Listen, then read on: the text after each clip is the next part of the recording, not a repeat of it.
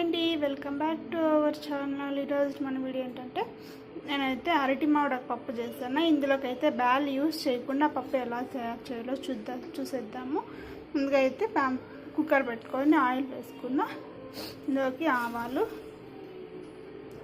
కొంచెం అంతా జీలకర్ర, కొన్ని మెంతులు, ఇప్పుడు ముందుగా కట్ చేసి పెట్టుకున్న ఆనియన్, కరివేపాకు, పచ్చిమిర్చి, వెల్లుల్లిపాయలండి.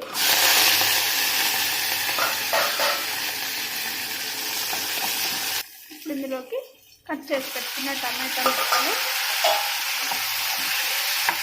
ఇప్పుడు అరటి మామిడాకు, చింతపండు వేసి ఫ్రై చేసి, ఇప్పుడు ఇందులోకి ఉప్పు, పసుపు, జీలకర్ర, మెంతి పొడి 3 యాడ్ చేసుకొని మిక్స్ చేసుకోవాలి.